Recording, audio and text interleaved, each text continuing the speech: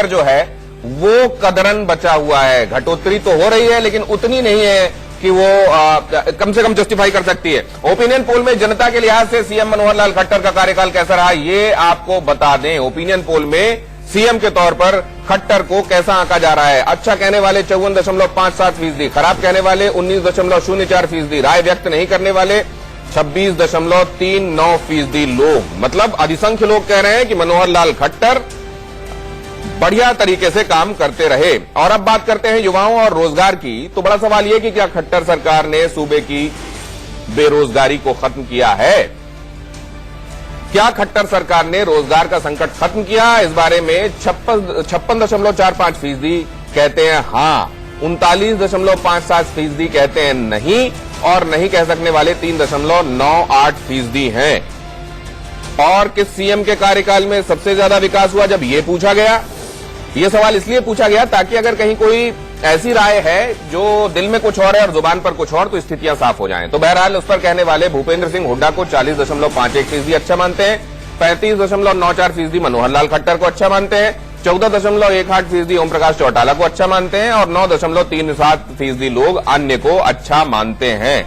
भूपेंद्र सिंह हुड्डा इस मामले में अच्छा मुख्यमंत्री तो माने जाते हैं वो अभी तक के मुख्यमंत्रियों में, लेकिन सीएम मनोहर लाल खट्टर का कामकाज अच्छा माना जाता है और रोजगार के हिसाब से उन्होंने काम अच्छा किया ये भी कहा जा रहा है। जवाहर यादव साहब, तो इस मामले में फिर हरियाणा को, बाकी स्टेट्स को भी ये बताना चाहिए कि कैसे बेरोजगारी से निपटा जाए।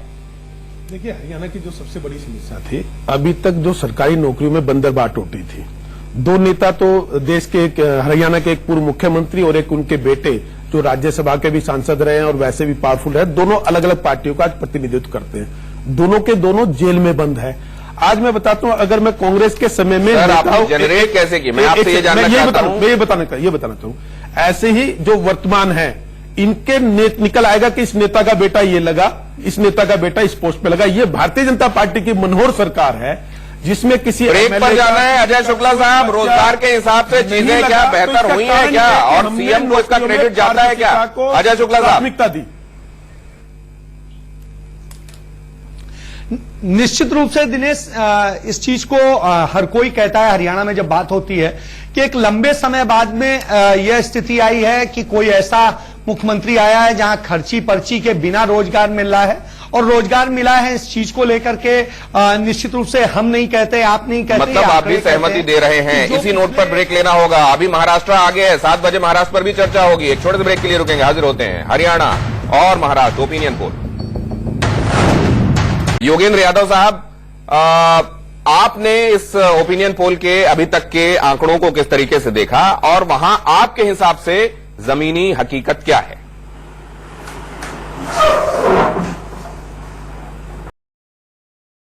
योगेंद्र यादव साहब, आपने इस ओपिनियन पोल के अभी तक के आंकड़ों को किस तरीके से देखा और वहां आपके हिसाब से जमीनी हकीकत क्या है?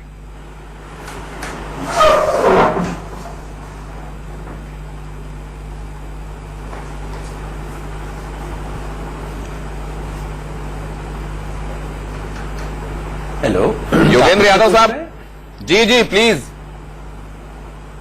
आपके हिसाब से ये ओपिनियन पोल क्या दिखा रहा है?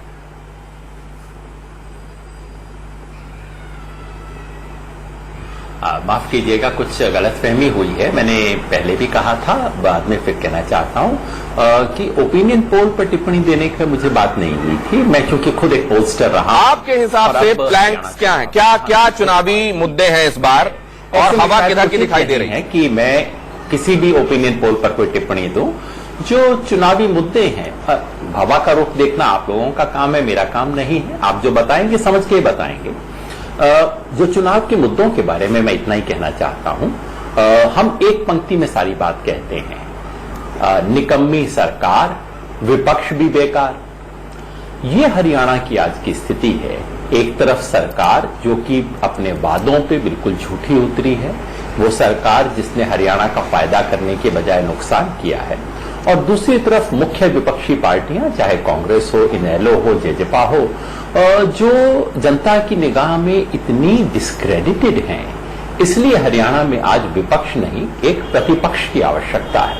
मैं सरकार के रिकॉर्ड पे आपको 4-5 बात योगेंद्र साहब, आपने कहा निकम्मी सरकार, विपक्ष भी बेकार, लेकिन कहां है फिर तीसरा उभार?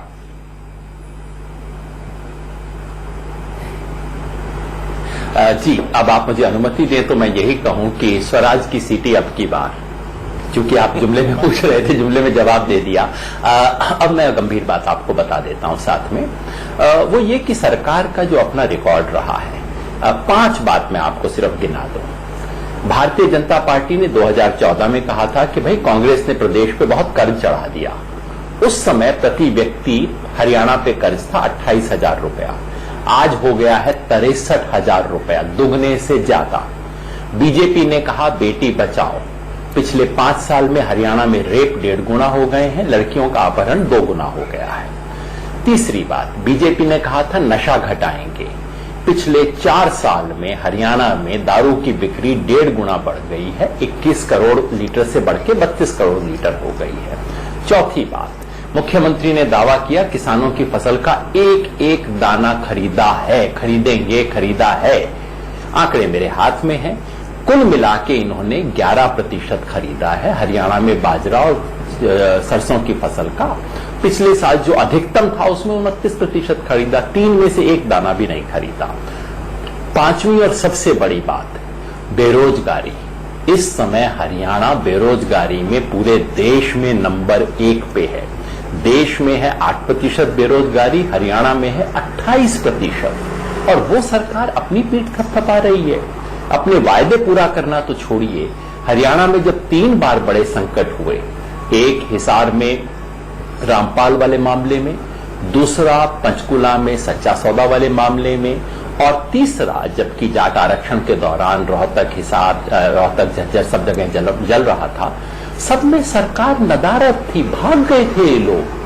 तो ऐसी सरकार को निकम्मा ना कहा जाए तो क्या कहा जाए? योगेंद्र साहब, लेकिन मैं आपसे एक बात और आप जवाहर साहब इनकी बातों का जवाब अलग से दे दीजिएगा। फिलहाल मेरे पास जो इंस्ट्रक्शंस हैं, मुझको इनसे 1 to 1 बात करनी है, आप अलग से बोल लीजिएगा इस पे। डिबेट में तो रहेंगे। नहीं, एक सेकंड योगेंद्र साहब, लेकिन मैं एक बात आपसे यह जानना चाहता हूं कि आप लोगों ने मुद्दों को, आप निश्चित रूप से आप जनता के बीच में हैं तो आप मुद्दों को पहले भांपते होंगे, उनको फिर उसके बाद उनकी क्या तकलीफें हैं उसको सामने लेकर जाने की बात करते होंगे, लेकिन क्यों कोई फॉर्मिडेबल फोर्स दिखाई नहीं देती सत्ता पक्ष के विरुद्ध? वो विपक्ष की बात करें आप या प्रतिपक्ष की बात करें, वो क्यों खड़े हुए नजर नहीं आते? क्या आप लोग भांप नहीं पा रहे हैं सही मुद्दों को, या असल में जिनको आप मुद्दे समझ रहे हैं वो मुद्दे हैं ही नहीं?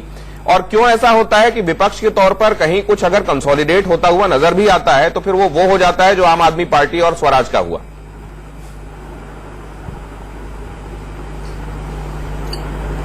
पहली बात तो ये कि क्या ये मुद्दे जनता के मुद्दे नहीं है? मैं विश्वास से आपको कह सकता हूं, हमने अभी जन सरोकार यात्रा निकाली, 9 दिन गांव-गांव हम घूमे हैं।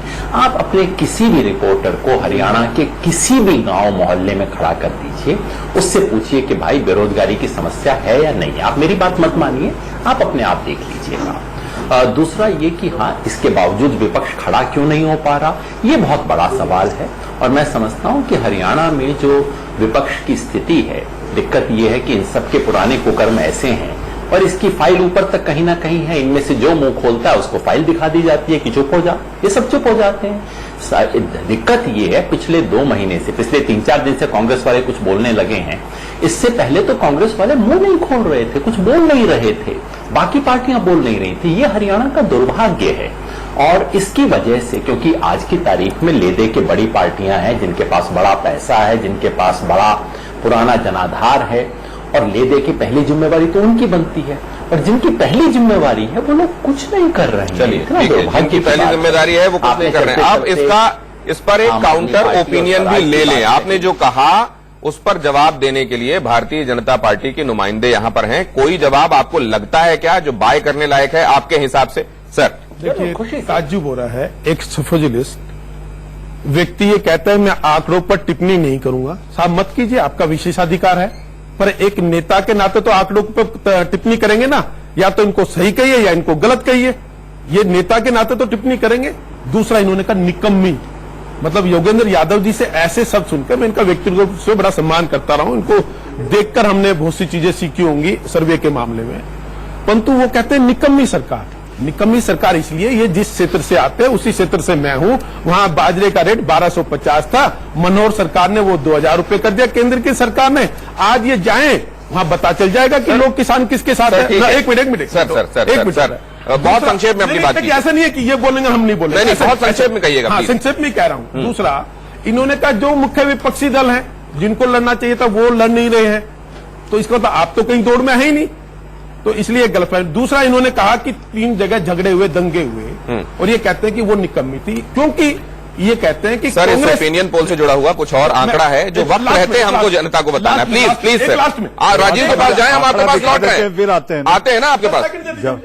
ये कहते हैं कि वो सरकार अच्छी थी 1984 में। अरे वैसे ही जनता इसमें आपकी सुनती हुई नजर है। बात कहता सर, ये कहते हैं कि वो सरकार अच्छी थी 1984 में जिसने 5000 सिखों का कत्लेआम होने दिया। चलिए ठीक है Rajiv, over to you, what else do you have, क्या है आपके पास और? दिनेश, 3 सवाल, और शायद अभी जो आप बात कर रहे थे वो 3 सवाल उन्हीं सवालों की बानगी एक तरीके से देते हैं।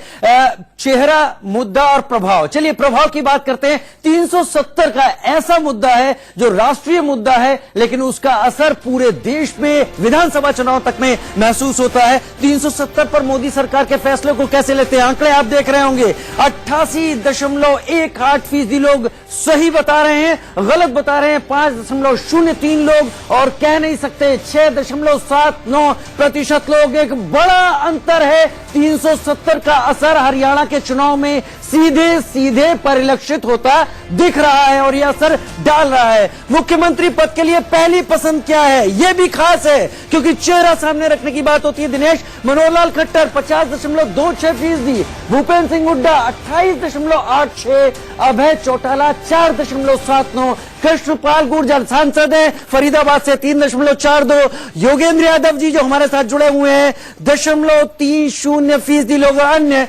12.37%। तो एक बात यहां पर यह भी साफ होती है कि मनोहर लाल खट्टर चेहरा है। और अहम चुनावी मुद्दा, योगेंद्र यादव जी भी बोल रहे थे नौकरी को लेकर, कहीं बहुत हमारे आंकड़े उनका भी समर्थन करते हैं। 36.66% नौकरी के लिए लोग परेशान हैं, मुद्दा मानते हैं। आर्थिक मंदी 16.30%, कृषि 15.94%, महिला सुरक्षा 6.86%, जाति 3% और 21.18% अन्य। समझ सकते हैं आंकड़े क्या कह रहे हैं। Vote you Dinesh? तो मनीष जी, कुल मिलाकर ये जो रॉकेट स्पीड नजर आ रही है, और ये जो 76 तक आंकड़ा जा रहा है, ये असल में 370 का टर्बो इंजन लगा है। देखिए दिनेश, जैसा कि मैंने शुरुआत में जब हमने अपना ओपिनियन पोल शुरू किया और आपने पहला सवाल जो मुझसे दागा था, मैं ये साफ तौर पे दिख रहा है। मैं महाराष्ट्र भी गया था, हरियाणा के कुछ नेताओं से और कुछ लोगों से बातचीत भी हुई, उसमें साफ तौर पर मोदी की लोकप्रियता दोनों राज्यों में सबसे ऊपर दिखाई दे रही है। ठीक है, कामकाज की बात होगी वो अलग है, लेकिन साफ तौर पर सिर्फ और सिर्फ मोदी की लोकप्रियता। जननायक जनता पार्टी के दीप कमल शरण साहब भी हमारे साथ जुड़े हुए हैं। दीप कमल साहब, आप क्या भांप रहे हैं वहां की हवा, और क्या इधर जो बात चल रही है उसमें आपको क्या नजर आ रहा है कि हाँ ये सही है?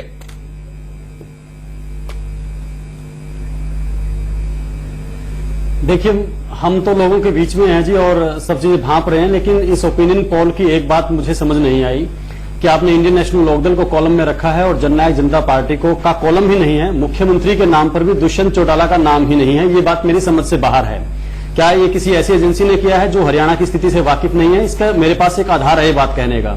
एक बायपोल हुआ था जनवरी में जींद में, और वही हमारे पास पैमाना होना चाहिए हरियाणा में विधानसभा की स्थिति को लेकर क्या हालात हैं हरियाणा में। उस बायपोल में भारतीय जनता पार्टी को मिले थे 50,000 वोट, जननायक जनता पार्टी के उम्मीदवार को मिले थे 38,000 वोट, कांग्रेस के उम्मीदवार रणदीप सिंह सुरजेवाला को मिले थे 22,000 वोट, 38,000, 22,000, और इनेलो को मिले थे 3,500 वोट से भी कम। इनेलो को 3,500, जेजेपी को 38,000। जेजेपी आपके पोल में कहीं दिख नहीं रही है। कांग्रेस, आप ये बात कह रहे थे तो हम तो सुन रहे थे, लेकिन बीरबल साहब मुस्कुरा रहे थे। उनकी मुस्कुराहट की तर्जुमानी हम करते हैं, लेकिन योगेंद्र यादव साहब का उससे पहले शुक्रिया अदा कर दें, क्योंकि अब वो हमारे साथ चर्चा में नहीं रहेंगे। योगेंद्र यादव साहब, आपका बहुत शुक्रिया। बीरबल साहब, आप मुस्कुरा क्यों रहे थे? इनका कॉलम नहीं है ये जब इन्होंने कहा।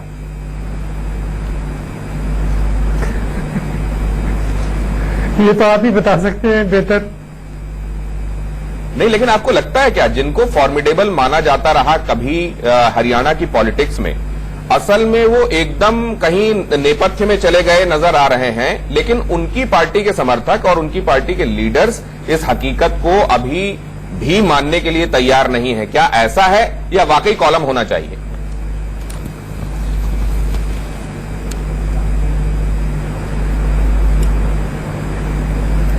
आपसे सवाल था बीरबल साहब। ये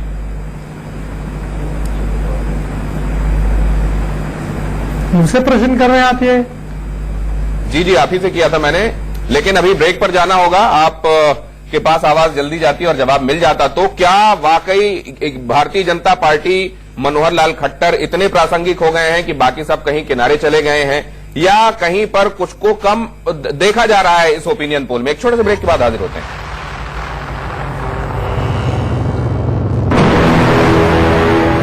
लेकिन हरियाणा को लेकर आंकड़े आपके सम्मुख आ चुके हैं, आप समझ चुके हैं कि वहां क्या हवा दिखाई दे रही है। अजय शुक्ला साहब हमारे साथ जुड़े हुए हैं। अजय शुक्ला साहब, आंकड़े जो दिखा रहे हैं एज इट इज, आपका भी एक्सपीरियंस है वहां ग्राउंड में, या किसी मामले में आपको लगता है यहां शायद ऐसा होगा?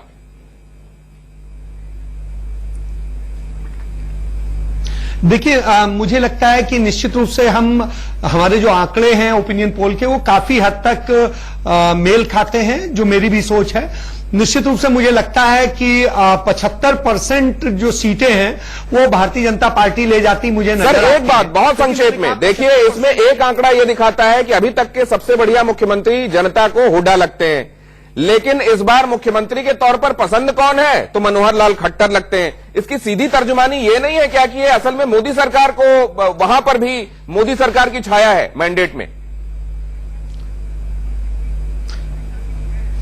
बिल्कुल सही है। देखिए, मनोहर लाल की स्वीकार्यता इसीलिए हुई थी क्योंकि वो नरेंद्र मोदी के वह मित्र थे जो एक स्कूटर चलाता था, एक पीछे बैठता था। तो निश्चित रूप से वही स्थिति हरियाणा सरकार की भी है, हरियाणा के मुख्यमंत्री की भी है कि यह माना जाता है हरियाणा में कि यहां पर प्रधानमंत्री उसी स्कूटर में पीछे बैठे हुए हैं और मनोहर लाल चला रहे हैं। तो कुल मिलाकर के उस चीज को जो एक पुरानी एक उनकी संगठन मंत्री के तौर पे थी, वही तो चीज एक ही स्कूटर में। अजय साहब, ब्रेक पर जाने से पहले, लेकिन इस बार मोदी फ्रंट सीट पर बैठकर ड्राइव कर रहे हैं और मनोहर लाल शायद पीछे बैठे हुए हैं। एक छोटे से ब्रेक के लिए रुकेंगे, हाजिर होते हैं।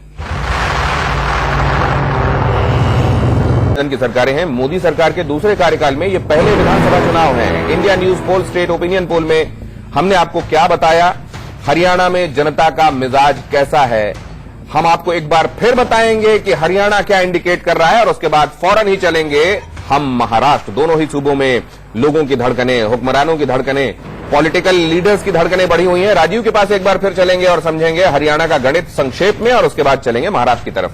राजीव।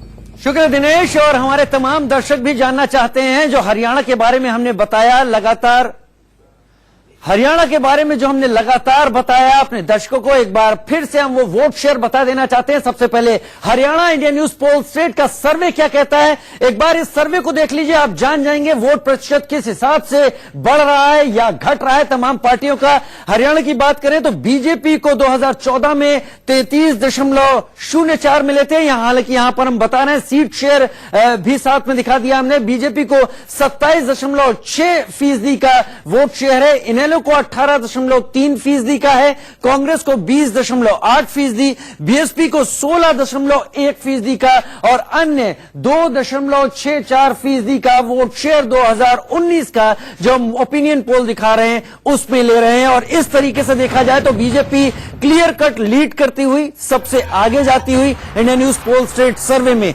लेकिन ये वो तस्वीरें हैं जो हरियाणा से निकल कर आ रही हैं। हम बात करेंगे अब हरियाणा के ही सीट शेयर की, कितनी सीटें ले सकता है। तो तस्वीरें आप देखिए, बीजेपी 47 से 76 पर जा रही है, जैसा हमारे chief political editor Manish Awasthi भी कह रहे थे कि पूरा टर्न ले रही है। 47 से 74 से ज्यादा 90 सीटों में से इनेलो 1 पर आ रही है, 6 पर कांग्रेस और अन्य के खाते में 7 सीटें जा रही हैं। थम्पिंग मेजोरिटी से। अब हम बात करते हैं महाराष्ट्र की, जिस पर हमारा पैनल डिस्कशन करेगा। महाराष्ट्र में वोट शेयर क्या रहने वाला है आगे आने वाले विधानसभा चुनाव में, लेकिन उससे पहले सीटें 288 सीटों की हम बात कर रहे हैं। बीजेपी 155 सीटों तक जा सकती है, बहुत बीजेपी के लिए एक बड़ी खबर है। वहीं शिवसेना 55 सीटें, यानी आप यहां समझ सकते हैं कि ये 210 का आंकड़ा छू लेंगे। कांग्रेस 24, एनसीपी 25 और अन्य 29। विपक्ष को एक बड़ा झटका इन आंकड़ों में लगता हुआ दिनेश दिखाई पड़ रहा है। सीधे सीधे हम अब वोट शेयर की तरफ जा सकते हैं। बीजेपी 27.6, करीब करीब वही वोट शेयर जो हरियाणा में आ रहा है, उसके नजदीक। शिवसेना 18.3, कांग्रेस की बात कर लेते हैं तो 20.8 पर आ रहा है। एनसीपी की अगर हम बात करें 16.1, एमएनएस 2.64 पर और अन्य 22.58 पर आते हैं। तो 2019 का इंडिया न्यूज पोल सेट का यह सर्वे महाराष्ट्र को लेकर एक खबर और बीजेपी के हक में देता हुआ दिखाई पड़ रहा है। और जहां तक बीजेपी नेतृत्व है वो जरूर इन आंकड़ों से खुश होगा, क्योंकि एक तरीके से मोहर लग रही है मोदी सरकार की वापसी के बाद। Over to you Dinesh. Rajiv, बहुत धन्यवाद। और हमारे साथ अब इस पर चर्चा करने के लिए नए मेहमान भी जुड़ गए हैं। हमारे साथ मनीष अवस्थी, हमारे चीफ पॉलिटिकल एडिटर, पहले से जुड़े हुए हैं। इसके अतिरिक्त हमारे साथ विवेक अवस्थी, सीनियर पॉलिटिकल कमेंटेटर, इस चर्चा का हिस्सा होंगे। और हमारे साथ जुड़ रहे हैं समीर चौगांवकर साहब, भी पॉलिटिकल एनालिस्ट हैं। बहुत स्वागत है आप सबका। और जैसे ही हमारे साथ आउट स्टेशन गेस्ट्स जुड़ते हैं, उनका जिक्र भी हम करेंगे और आपका परिचय उनसे कराएंगे। लेकिन सबसे पहले तो ये समझें कि ये बहुत एक्सपेक्टेड लाइंस पर ही है या इसमें कहीं कुछ इधर उधर नजर आ रहा है? विवेक अवस्थी जी। देखिए, बिल्कुल एक्सपेक्टेड लाइंस पे है। मुझे नहीं लगता है कि इससे बहुत ज्यादा नतीजे आएंगे वो इससे बहुत ज्यादा अलग होंगे, क्योंकि एक बड़ी स्पष्ट सी बात है कि कांग्रेस की हालत इस समय जिस तरह की पूरे देश में है, वो पार्टी इज इन डिसरे कह सकते हैं उसको। लीडरशिप का वैक्यूम है। चाहे आप महाराष्ट्र की बात करें, चाहे आप राजस्थान की, हरियाणा की बात करें, चाहे आप दिल्ली के केंद्रीय नेतृत्व की बात करें, तो मुझे लगता है कि इस समय टीना फैक्टर जो है वो इन्वॉल्व है। There is no alternate. इसका बीजेपी को बहुत बड़ा फायदा हो रहा है, पहली बात।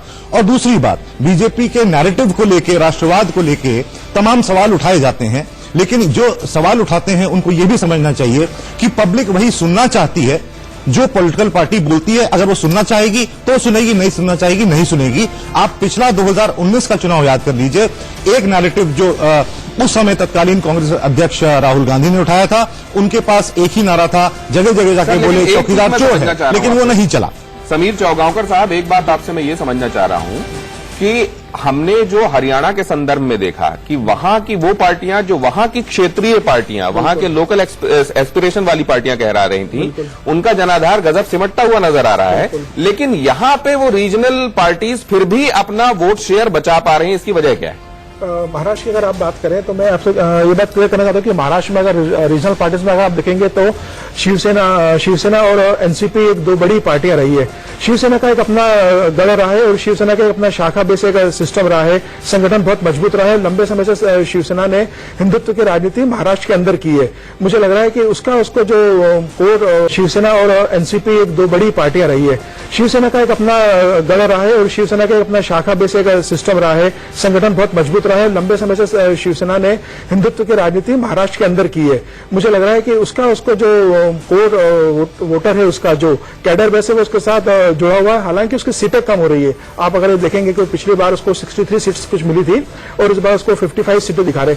लेकिन आपका जो ओपिनियन पोल है उसमें सबसे इंटरेस्टिंग बात, आपको अगर बीजेपी को 155 सीटें मिल रही है तो ये ध्यान रखना होगा कि 2014 में एनसीपी और कांग्रेस की सरकार थी और उनके भ्रष्टाचार के खिलाफ बीजेपी को 123 के करीब सीटें मिली थी। 5 साल के सुशासन के बाद, 5 साल के कार्यकाल देखने के बाद बीजेपी को उससे ज्यादा सीटें मिल रही है। इसका मतलब यह है कि देवेंद्र फडणवीस सरकार ने महाराष्ट्र के अंदर भ्रष्टाचार मुक्त एक सुशासन दिया है। जनता ने उनकी उम्मीदों पर वो खरे उतरे हैं और उसके मोदी के केंद्र सरकार के 5 साल के कामकाज के बाद साफ होती जा रही है कि एंटी इनकम जिसे चर्चा हम लगातार करते रहे हैं भारतीय चुनावों के संदर्भ में, अगर आप गुड गवर्नेंस कर रहे हैं, अगर आप अच्छी सरकार बना रहे हैं और अच्छा काम कर रहे हैं तो आपको रिपीट भी करती है जनता और बढ़े हुए सीट्स के साथ करती है। लेकिन दिनेश, हम आपको एक बात बताना चाहेंगे। समीर जी जो कह रहे थे, विवेक जी ने जो कहा, महाराष्ट्र में ऐसी स्थिति नहीं रही कि बीजेपी सरकार पर भ्रष्टाचार के आरोप नहीं लगे। उनके 2 मंत्रियों को इस्तीफा देना पड़ा। एकनाथ खड़से, वो खड़से जिनके नाम से बीजेपी महाराष्ट्र में जाने जाती थी, खड़से, गडकरी, मुंडे के नाम से। खड़से, गडकरी, मुंडे और फुनकर फैक्टर हुआ करता था। बीजेपी पर भी आरोप लगे भ्रष्टाचार के, लेकिन देवेंद्र फडणवीस के हौसले और मोदी की लोकप्रियता, मुझे ऐसा लगता है कि ये आंकड़े दिखा रहे हैं। महेश तपसे साहब हमारे साथ जुड़े हुए हैं मनीष जी, और ये जो अभी एनसीपी में चल रहा है ना, शरद पवार अब ये अपील कर रहे हैं कि लोगों को तकलीफ ना हो, उनकी पेशी होने वाली है, लोग अपने कार्यकर्ताओं से कह रहे हैं कि बहुत ज्यादा तादाद में इकट्ठे मत हो जाइएगा। अभी जाहिर है जब ये ओपिनियन पोल लिए गए होंगे तो खातिर में ये वाले फैक्टर्स नहीं आए होंगे शायद। क्या एनसीपी के प्रोस्पेक्ट्स और डेंट होते नजर आ रहे हैं क्या? महेश तपसे साहब हमारे साथ जुड़े हुए हैं। महेश साहब, ये अंदेशा है क्या आपको?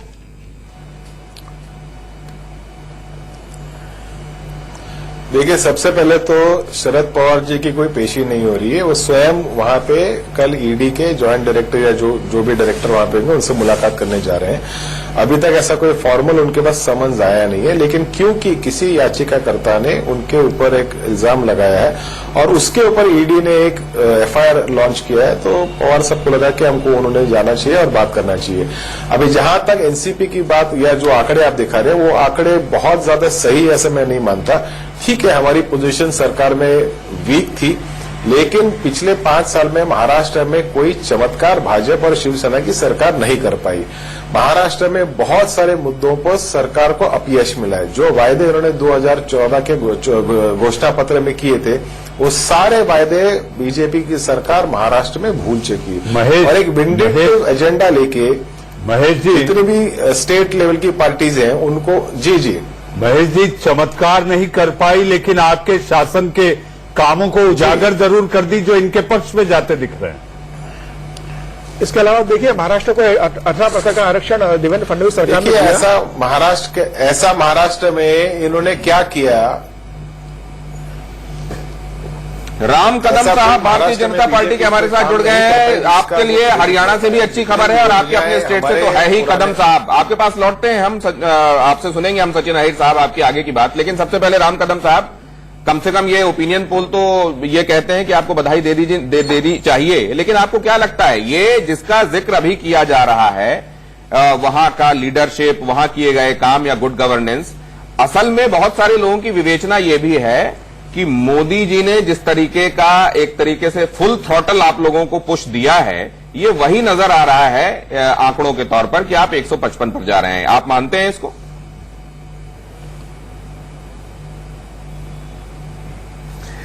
देखिए मनीष जी, मैं सबसे आरंभ में मैं बता दूं कि महाराष्ट्र में पिछले 5 वर्षों में जिस प्रकार का काम हुआ है, तो महाराष्ट्र के हर व्यक्ति ने कहीं ना कहीं कंपैरिजन करने का प्रयास किया है कि गत 5 वर्षों के पहले 15 वर्षों का कांग्रेस राष्ट्रवादी सरकार का कार्यकाल और उस कार्यकाल के दौरान जिस प्रकार का महाराष्ट्र का विकास होना आवश्यक था, और वो 15 साल वर्सेस हमारे 5 साल, तो इन 5 सालों के भीतर बहुत विकास के काम हुए हैं। अगर आंकड़े गिनवाओ तो 15 वर्षों में इन्होंने 11 किलोमीटर की मेट्रो करी, हमने केवल मात्र 5 वर्षों में 325 किलोमीटर की मेट्रो के काम महाराष्ट्र में चल रहे। इस प्रकार के जिसको कोई कंपैरिजन कर ही नहीं सकते, बहुत बड़े मायने पर विकास के काम हुए हैं। और उसी को लेकर के राम साहब, ये जो आपका राम साहब, आपके जवाब में जनता जो दर्शक देख रहे हैं इस समय टेलीविजन इंडिया न्यूज देख रहे हैं, वो ये जानना चाहते हैं कि आपके सबसे करीबी पड़ोसी मातोश्री से गठबंधन कब होगा और सीटों का ऐलान कब करने वाले हैं आप?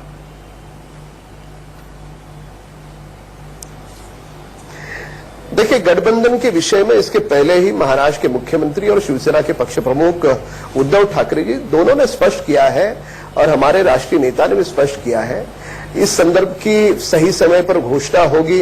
गठबंधन होने की बात तो इसके पहले ही हो चुकी है, पर कौन कितनी सीटों पर लड़ेगा, संजय राउत ने कह दिया था कि पाकिस्तान से बंटवारे, सही समय आने पर राम साहब, पाकिस्तान के बंटवारे से ज्यादा संगीन होता जा रहा है सेना और बीजेपी का बंटवारा।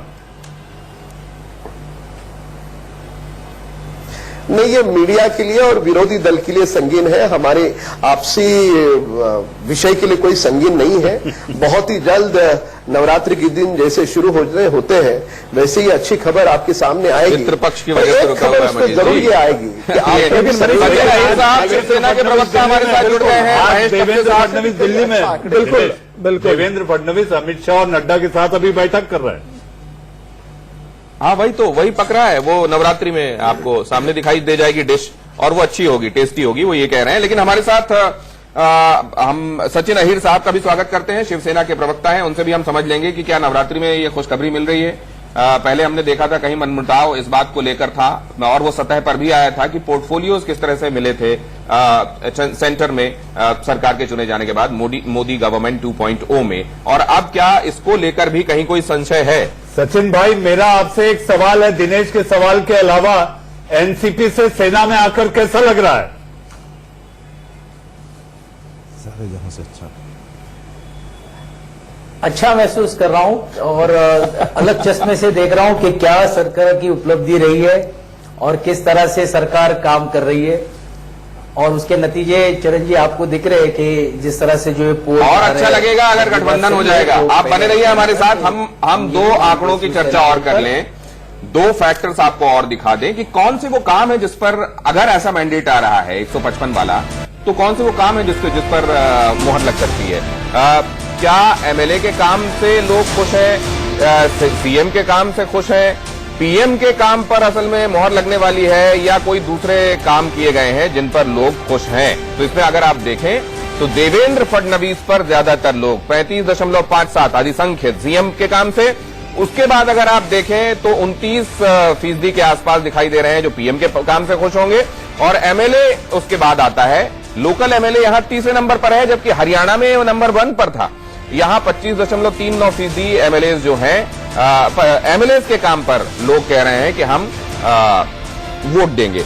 और किस आधार पर नेता चुना जाता है, मतलब ये कि किस आधार पर टिकट का बंटवारा हो सकता है, अगर उस हिसाब से आप देखें और जाति, धर्म, क्षेत्र, भाषा, लिंग और अदर फैक्टर्स को इसमें आप देखें, तो सबसे ज्यादा लोग जो हैं वो अदर्स। अब ये अदर्स क्या है, इसकी विवेचना मनीष अवस्थी करेंगे, विवेक अवस्थी करेंगे। लेकिन उसके बाद अगर आप देखें तो सबसे बड़ा फैक्टर है क्षेत्र। यही रीजनैलिटी हरियाणा के संदर्भ में भी थी, और यही रीजनैलिटी वाला फैक्टर महाराष्ट्र के संदर्भ में भी है। लेकिन यहाँ ये अदर्स बहुत बड़ा फैक्टर है। मनीष जी, ये क्या है अदर्स? देखिए, जहां तक अदर्स की बात की जाए, 6 प्रमुख पार्टियां तो साफ तौर पर मैदान में हैं दिनेश, जैसे कि कांग्रेस, एनसीपी, शिवसेना, बीजेपी, और उसके साथ साथ आप देखें एआईएमआईएम और वंचित आघाड़ी जो कि प्रकाश आंबेडकर की है। इसके अलावा अन्य और राजू शेट्टी ऐसे कई पार्टियां हैं जो कि जी हाँ, तो शेतकरी संगठन भी है, ऐसे कई अन्य हैं। लेकिन जहां तक बात की जाए कि आखिर एआईएमआईएम और आपका वंचित आघाड़ी, जिसने बीजेपी को लोकसभा चुनाव में सबसे ज्यादा मदद की थी, कांग्रेस के साथ गठबंधन नहीं हुआ और सारी सीटों पर उन्होंने समझना चाहते हैं हम। अजय शुक्ला, उनके पास हम चलेंगे। अजय शुक्ला जी, हरियाणा के संदर्भ में हम ये देखते हैं कि एमएलए, वहां के एमएलए ने कैसा काम किया, इस आधार पर लोग अपना मन बना रहे हैं वोट करने के लिए। सबसे ज्यादा एमएलए के काम को तरजीह, उसके बाद हम देख रहे थे कि पीएम है, उसके बाद सीएम है। यहां पर हम देख रहे हैं कि सबसे आगे सीएम, उनका किया हुआ काम, उसके बाद हम देख रहे हैं पीएम का किया हुआ काम, और उसके बाद एमएलए आ रहा है। इसको आप कैसे इंटरप्रेट करते हैं? बिल्कुल, क्योंकि देखिए वहां पर देवेंद्र फडणवीस ऐसे लीडर के तौर पे उभरे। एक तो उनके काम को लेकर, उनकी सरलता को लेकर के लोगों को अच्छा लगा। दूसरी चीजें ये थी, उनकी चीजें स्पष्ट थी, और चीजों को लेकर के उन्होंने क्षेत्र में जहां पर उनके एमएलए काम नहीं कर रहे थे, उन्होंने आगे बढ़ के काम किया है। ये एक अच्छी चीज रही। और 370 का मुद्दा जो है वो बहुत ज्यादा महाराष्ट्र में मायने रखता है, और इस कारण से प्रधानमंत्री, और प्रधानमंत्री का चूंकि निजी भी लगाव रहा है महाराष्ट्र से, वो भी एक बड़ा मुद्दा रहा है।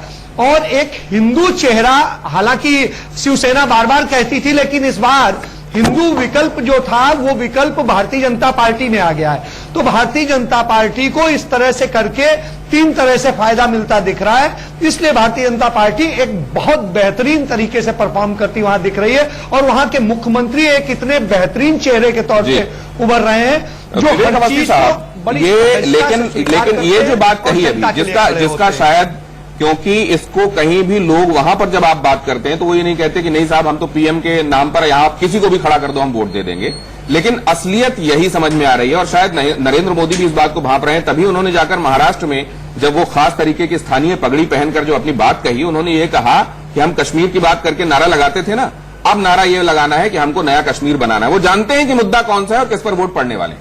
बिल्कुल ठीक बात है आपकी। जैसे मैं पहले भी कह रहा था कि बीजेपी और उसके नेताओं को बड़ा स्पष्ट मालूम है कि उनको क्या बोलना है वोटर को लुभाने के लिए, उसका दिल जीतने के लिए।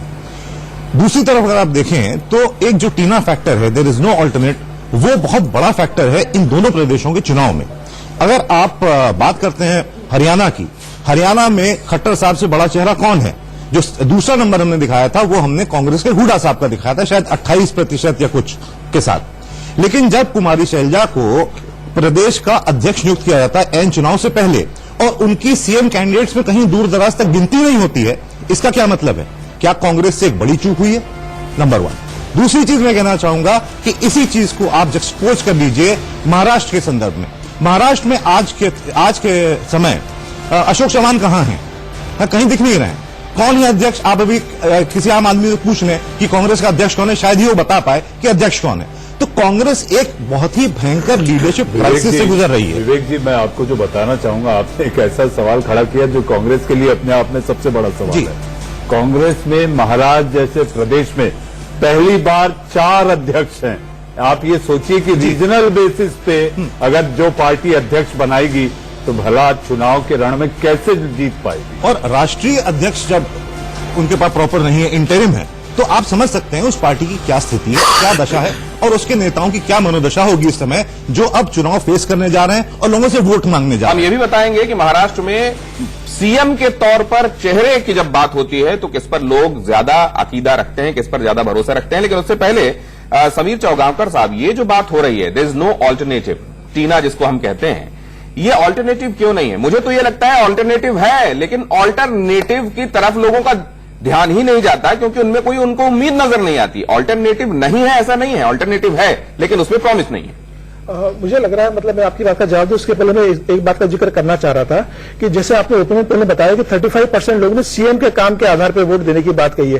तो आप देखेंगे 2014 में जब महाराष्ट्र विधानसभा चुनाव में जब देवेंद्र फडणवीस महाराष्ट्र के प्रदेश अध्यक्ष थे और उसको मंत्री पद का कोई अनुभव नहीं था, लेकिन पार्टी ने उन्हें एक युवा को जिम्मेदारी दी और सीधे मुख्यमंत्री, जैसे महाराष्ट्र जैसे बड़े राज्य का सीधे मुख्यमंत्री बनाया। और आप 5 साल में देखेंगे देवेंद्र फडणवीस ने अपने काम के दम पर, संगठन के दम पर, संघ के सहयोग से, संगठन के दम पे, अपने काम के दम पे एक बड़े नेता के रूप में उभरे हैं और पूरे प्रदेश के अंदर अपनी एक लोकप्रियता उन्होंने कायम की। भाई वही नारा आप दोहराना चाहते हैं 19 में, दिल्ली में नरेंद्र और मुंबई में देवेंद्र। बिल्कुल, मुझे लग रहा है कि देवेंद्र फडणवीस ने बहुत बेहतरीन प्रदर्शन किया है और भ्रष्टाचार मुक्त प्रशासन दिया है। उनके कार्यकाल में जिस भी मंत्री पे भ्रष्टाचार के आरोप लगे उस पर उन्होंने कार्रवाई की है और मुझे लग रहा है एक स्वच्छ प्रशासन। हरियाणा के संदर्भ में मनीष जी, हरियाणा के संदर्भ में दिल्ली में नमो और वहां मनो और यहां पर देवेंद्र और नरेंद्र। चलिए इस पर हम आगे चर्चा करें, लेकिन हम ये देखें कि कौन से वो मुद्दे हैं जिसकी वजह से महाराष्ट्र में भारतीय जनता पार्टी और मजबूत होकर उभरती हुई नजर आ रही है।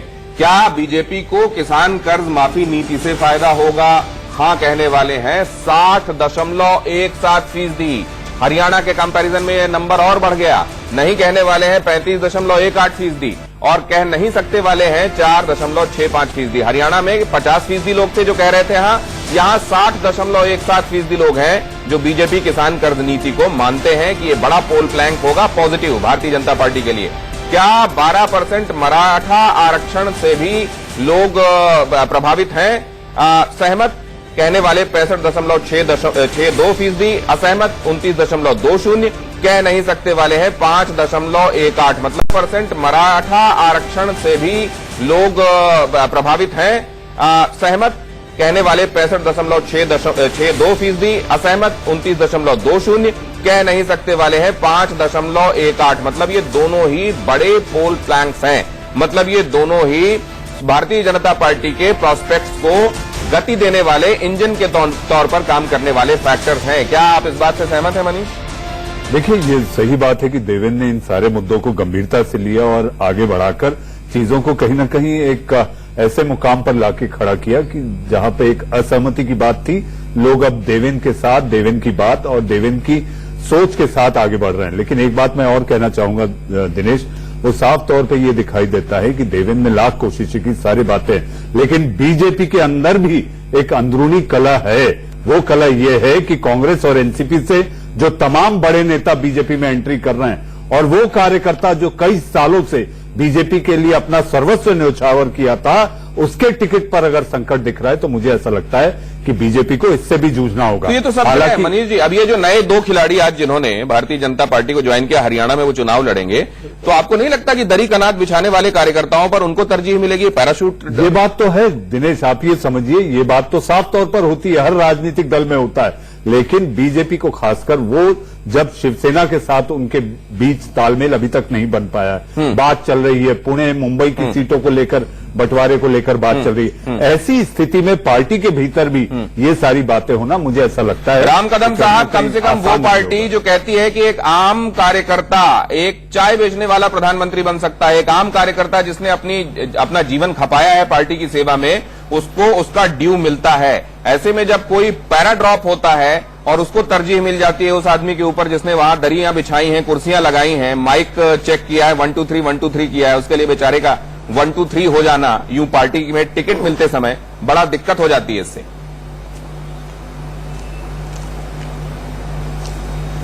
आपने बहुत अच्छा सवाल पूछा और इसका सीधा सटीक जवाब यह है कि भारतीय जनता पार्टी में काम करते समय कार्यकर्ता की मानसिकता ये होती है कि कोई भी पद ये व्यवस्था का एक साधन है, एक व्यवस्था का एक स्वरूप है। पद उसकी लालसा नहीं है, लोगों की सेवा करना ये उसका भाव है। त्याग और समर्पण के भाव से काम करने वाले करोड़ों कार्यकर्ता भारतीय जनता पार्टी में है। जब पद की बारी आती है तो हर व्यक्ति कहता है कि मैं नहीं तू, मैं नहीं तू। ऐसे दूसरों को बढ़ावा देने वाली कार्यकर्ता जिस पार्टी में है, ऐसी ये पार्टी है। तो इस पार्टी में जो अच्छे लोग आते हैं तो उनका स्वागत होता है, नए आने से पुराने नाराज होते हैं। ये ऐसी व्यवस्था दूसरी पार्टियों में है, भारतीय जनता पार्टी में ऐसी व्यवस्था। राम साहब, अच्छा व्यक्ति आता है और वो भी देश हित के लिए, समाज की सेवा के लिए जुड़ जाता है, राम साहब, स्वागत करने वाली ये पार्टी है।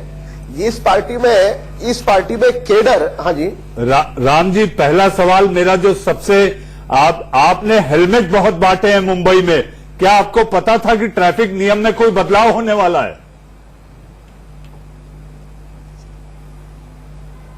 नहीं, वो जो नितिन गडकरी जी ने, मोदी सरकार ने जो पार्लियामेंट में कानून पारित करने का प्रयास किया, तो उसके तहत लोगों में जागरूकता लाने का हमने प्रयास किया कि हेलमेट पहन करके मोटरसाइकिल चलाए ताकि किसी की जान न जाए, किसी का कोई बुरी तरह से एक्सीडेंट न हो। सचिन नहीं, लेकिन ये जो हेलमेट बटे हैं, ये बटे हैं, बिके नहीं है, वरना दिक्कत हो जाती। ये बटे हैं, बिके नहीं ये। लेकिन हम एक बार फिर से बता दें, सचिन अहीर साहब शिवसेना के प्रवक्ता हमारे साथ जुड़े हुए हैं और इसके अलावा हमारे साथ महेश तपसे साहब एनसीपी स्पोक्स पर्सन जुड़े हुए हैं, उनको दोनों का रुख करेंगे। लेकिन एक बार फिर से आपको अभी तक के बड़ी फाइंडिंग्स जो इस ओपिनियन पोल के है वो आपको बता दें। इन दोनों ही ओपिनियन पोल्स में क्या वो बड़ी बातें हैं जो निकल कर आ रही हैं। भारतीय जनता पार्टी को 47 से बढ़कर 76 सीटें मिल रही हैं हरियाणा में। इंडियन नेशनल लोकदल 19 से घटकर 1 पर सिमट रही है और कांग्रेस 15 से घटकर 6 पर आ रही है। ये है हरियाणा के संदर्भ में सीटों के हिसाब से ओपिनियन पोल की फाइंडिंग्स। और अब देख लीजिए सीटों के हिसाब से महाराष्ट्र के संदर्भ में ओपिनियन पोल क्या इंगित करते हैं। 122 से 155 बीजेपी पहुंच रही है, शिवसेना 63 से 55 पहुंच रही है, कांग्रेस 42 से 24 पहुंच रही है और एनसीपी 41 से 25 पहुंच रही है। इसी में छिपा हुआ है मेरा अगला सवाल जो कि शिवसेना के सचिन अहीर साहब के लिए है। सचिन अहीर साहब, अगर इतना कंफर्टेबली आगे बढ़ रही है भारतीय जनता पार्टी, तो आप लोगों को कितना भाव मिलेगा पितृपक्ष के बाद नवरात्रि में?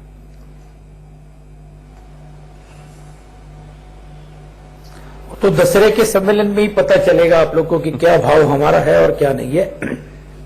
लेकिन जैसे मैंने पहले ही शुरुआत ओपन नहीं की, इसलिए मुझे 1 मिनट आप देंगे, ऐसा मैं समझता हूं कि हम लोग ऐसे ओपिनियन पोल्स को ग्राउंड रियलिटी से लेकर जब हम लोग काम करते हैं तो हम 100% उसको मानते नहीं, ये मैं आपको पहला स्पष्ट करूंगा। लेकिन क्योंकि हम डिबेट में बात कर रहे हैं तो आपके रुझान को मान के ही हम चर्चा करें। कुछ जगहों के ऊपर आपने बताया कि नेगेटिव इनकम्बेंसी इतनी सरकार की है, उसके बावजूद भी इतने रुझान दिख रहे हैं, तो इसका मतलब ऐसा है कि गवर्नमेंट में साथ में काम करने वाले परफॉर्मेंस के लेकर ही हम लोगों ने काम करने की कोशिश की है।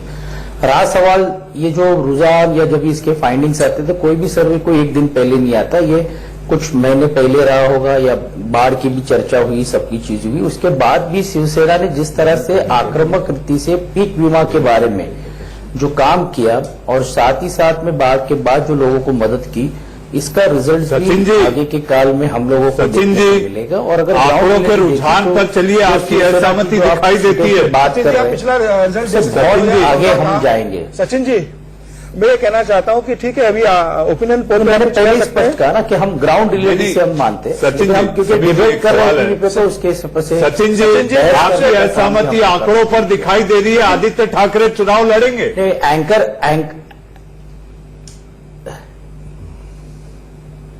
वो तो पक्ष प्रमुख आदरणीय उद्धव जी तय करेंगे और उन्होंने हमेशा कहा है कि मैं लोगों का आशीर्वाद लेकर, लोगों की समस्या लेकर, लोगों का अगर कहना रहा तो वो जरूर करेंगे। और उन्होंने कभी ऐसे इस बारे में पीछे हटने की कोशिश की। चौगांवकर साहब वो एंकर 2 बार कह चुके हैं। वो देखिए, मुझको अभी कटघरे में खड़ा करेंगे, उससे पहले मैं राजीव के पास चला जाता हूं।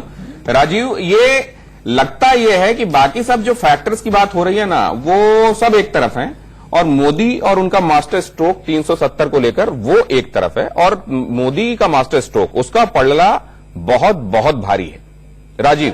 दिनेश, और जैसा आपने कहा कि टर्बो इंजन की तरह 370 काम कर रहे हैं, हम पहला इसी सवाल को लोगों के सामने रख देते हैं कि 370 कितना बड़ा मुद्दा होगा महाराष्ट्र के चुनाव में। तो देख लीजिए, 370 पर मोदी सरकार का फैसला 86.10% लोग कह रहे हैं सही है, 10.54% लोग गलत बताते हैं, 3.36 कह नहीं सकते। यानी एक बड़ा मेजर फैक्टर रहेगा, ये महाराष्ट्र में आने वाले फैसले को प्रभावित करेगा। हम जो लगातार बात कर रहे थे, और अगला मुख्यमंत्री पद की भी बात कर लेते हैं, और हमने यही हरियाणा में किया था। मुख्यमंत्री पद के लिए पहली पसंद देवेंद्र फडणवीस 45.84, अगर मेजोरिटी कही जाए तो इन्हीं को हासिल हो गई है। अशोक चौहान नांदेड़ से 7.56, आदित्य ठाकरे जिनकी हम बात कर रहे थे, इनके प्रतिशत जल्दी हमारे सामने आएंगे क्योंकि इस वक्त हम एक जानकारी भी साथ में दे रहे हैं, और साथ में शरद पवार को भी यहाँ पर हमने रखा हुआ है, उनका भी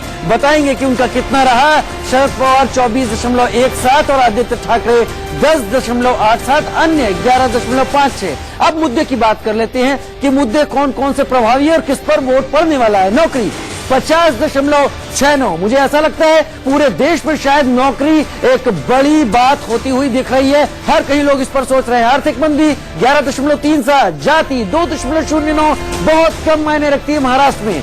कृषि 12.16, मराठा आरक्षण 10.94, करीब 11%, और अन्य 12.75%। याद रखना होगा कि 370 और नौकरी बड़े इफेक्ट करने वाले एक मुद्दे हो सकते हैं, एक फैक्टर हो सकते हैं। दिनेश। राजीव, इसमें साफ दिख रहा है कि अगर ये आर्थिक मंदी और नौकरी यही 60-70% के आसपास हुए जा रहे हैं, उसके बावजूद 155 पहुंच रही है भारतीय जनता पार्टी की सीटें, इसका मतलब यह है कि बेशक चुनावी मुद्दे कहे जाएं, लेकिन इस पे ईवीएम की बटन नहीं दबने वाली, बटन दबने वाली है 370 पर। और दूसरा ये भी कि आप ये देखें कि देवेंद्र फडणवीस के बाद जो दूसरा चेहरा नजर आता है मुख्यमंत्री के तौर पर, वो आता है शरद पवार का। लेकिन क्या शरद पवार आज महाराष्ट्र की पॉलिटिक्स में मराठा स्ट्रांगमैन के तौर पर रेलेवेंट रह गए? विवेक अवस्थी साहब। देखिए, इसमें मैं इसको 2 तरह से आपकी बात का जवाब दूंगा। पहली चीज कि बीजेपी और ऑपोजिशन को अगर आप कंपेयर करें तो उनका स्टाइल ऑफ कैंपेनिंग बीजेपी का जो है वो बहुत अलग है। वो किसको टारगेट कर रहे हैं? सोशल मीडिया को। सोशल मीडिया आज वो हथियार है जो कि बहुत आगे चला गया है। हर आदमी के हाथ में एक एंड्रॉइड फोन है, चाहे वो 3,000 का हो, चाहे वो 30,000 का हो, चाहे उससे भी महंगा हो। सोशल मीडिया पे जिस कदर बीजेपी ने पिछले कुछ सालों में ध्यान दिया है, वो उसको कांग्रेस से और बाकी दलों से बहुत आगे ले जाता है। क्योंकि कांग्रेस, मैं 19 के चुनाव में भी काफी घूमा, लेकिन मैंने देखा कि कांग्रेस और अन्य पार्टियां जो हैं अब भी एकदम जो ट्रेडिशनल परंपरागत जो वोटिंग कैंपेनिंग स्टाइल होता है उसी को पकड़े बैठी नहीं कि अखबार में बैनर पोस्टर, अखबार में पैम्फलेट डलवा दो, बंटवा दो और हमारा काम हो जाएगा। तो पहला बहुत बड़ा फेलियर तो यहां पर होता है, और बीजेपी की विनिंग स्ट्रैटेजी जो है वो यही है, उसका style, modern style of campaigning.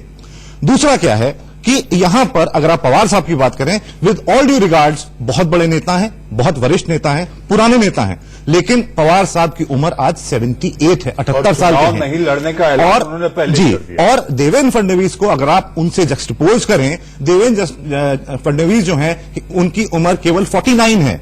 तो एक यूथ का एक्सूबरेंस अलग होता है जो कि लोगों को मेरे ख्याल से अपील करता है, और स्टाइल ऑफ कैंपेनिंग जिसके बारे में मैंने अभी कहा, इस लिहाज से बीजेपी आज किसी भी प्रांत में आप चुनाव की बात कर लें, चाहे वो हरियाणा हो चाहे वो महाराष्ट्र हो, बीजेपी इस वजह से भी काफी आगे निकल चुकी है। लेकिन सवाल यह है कि सीएम के तौर पर जो चेहरे हमने देखे और उसमें जो हमने फिगर्स देखे, हम आते हैं समीर साहब आपके पास कोई बात है कहने के लिए, लेकिन उसमें मैं एक अपनी उत्कंठा ये जोड़ना चाहता हूं कि क्यों उसमें शिवसेना का कोई चेहरा फॉर्मिडेबल फिगर्स के साथ क्यों नजर नहीं आता समीर साहब?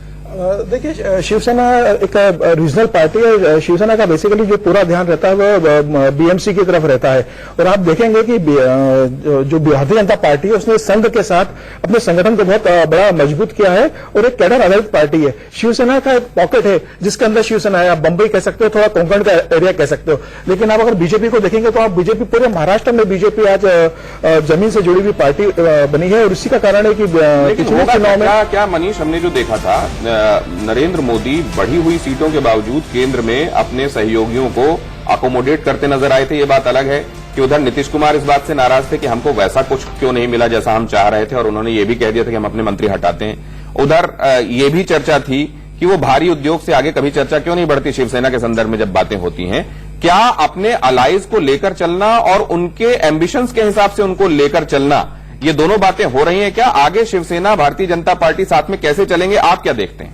देखिए, सीधे तौर पे तो पहले ही देवेंद्र फडणवीस ने यह साफ कर दिया कि मुख्यमंत्री की कुर्सी मेरे नाम पर रिजर्व है, यानी कि अपने आप में जिसके पास सबसे ज्यादा सीटें उसी का मुख्यमंत्री। तो ये तो तय हो गया, शिवसेना के लिए संदेश और संकेत साफ चला गया कि आप मुख्यमंत्री का अगर सपना पाल रहे हैं तो आप भूल जाइए, अब हम बिग ब्रदर की भूमिका में हैं। अब अगर बात करें बाला साहब के समय की शिवसेना और आज की शिवसेना में जमीन और आसमान का अंतर है।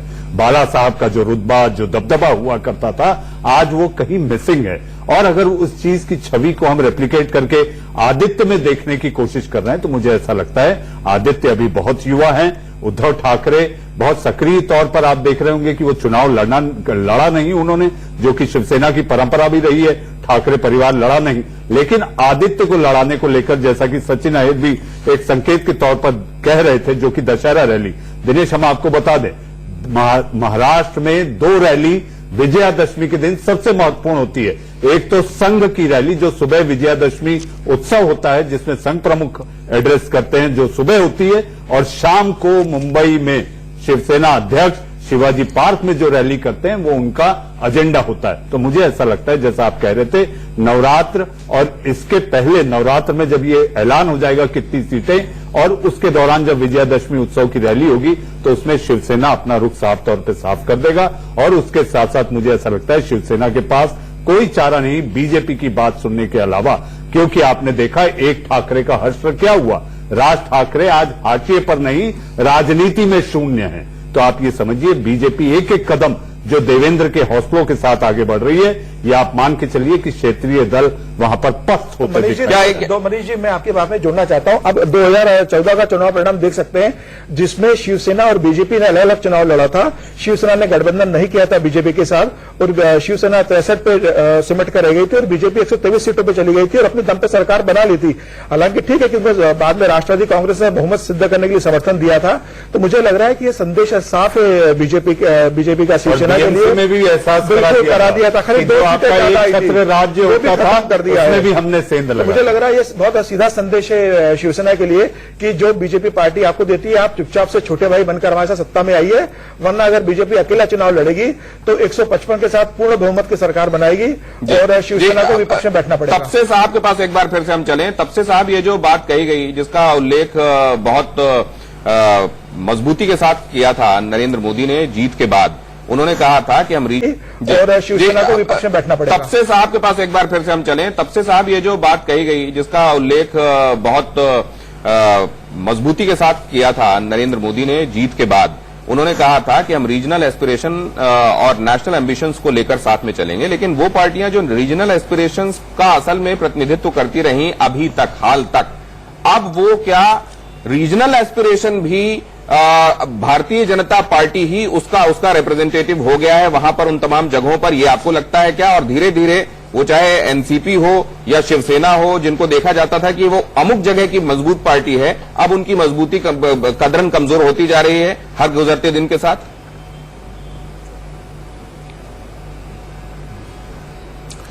देखिए, अगर आप भारतीय जनता पार्टी का इतिहास देखें तो वहां उन्होंने रीजनल अलायंस एक सिम्बायोटिक रिलेशनशिप के माध्यम से प्रस्तापित किए, लेकिन जब से केंद्र में भाजपा की सरकार आई, उन्होंने अपने जो भी रीजनल अलायंस थे, रीजनल पार्टनर्स थे, उनको कमजोर ही करने का काम किया है। चाहे महाराष्ट्र में शिवसेना हो या और कई प्रदेशों में उनकी अलग अलग पार्टियां हो। भारतीय जनता पार्टी की एक सोच है कि हिंदुस्तान में जिस प्रकार उनकी सत्ता है, तो हर स्टेट में उनका खुद का सीएम होना चाहिए और अपना जो भी रीजनल अलायंस है, अगर वो हमारी बात या उनकी बात मानता है तो ठीक है, नहीं तो उसको अपनी लाइन टो करने के लिए जो भी पैंतरा इस्तेमाल करना चाहिए, उसके लिए भारतीय जनता पार्टी काफी सक्षमता से काम कर रही है।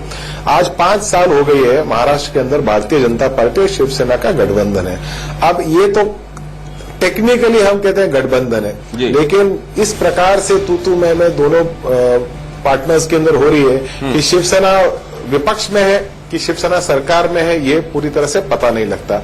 आज मेरे ख्याल से 4 तारीख आखिरी तारीख है जब चुनावी आवेदन लोगों को भरना है, और आज तक उनकी अलायंस के बारे में कोई स्पष्टता नहीं है। हमारा एजेंडा मैनिफेस्टो एनसीपी का तैयार हो चुका है, हम किस मुद्दे पे सरकार को घेरेंगे वो हमारी रणनीति तय हो गई है, और राष्ट्रवादी को प्रमुख टारगेट मानते हुए देश के प्रधानमंत्री जी ने पवार साहब की आलोचना की, देश के गृह मंत्री महाराष्ट्र में उन्होंने पवार साहब को टारगेट किया, मुख्यमंत्री जी ने पूरे बहुत ज्यादा सोच विचार की गुंजाइश नहीं होती, कई बार वहां पर भी जल्दी एजेंडे बन जाते हैं, मैनिफेस्टो बन जाते हैं, और कई बार ये वैचारिक स्पष्टता भी होती है। बहुत धन्यवाद हमारे साथ चर्चा में जुड़ने के लिए और अपनी बात रखने के लिए। आप सभी मेहमानों का बहुत बहुत धन्यवाद। लेकिन इससे पहले कि अपने दर्शकों से विदा लें, एक बार फिर से बता दें कि ओपिनियन पोल की फाइंडिंग्स, इस वक्त जो ओपिनियन पोल हुआ है वो क्या दिखा रही हैं।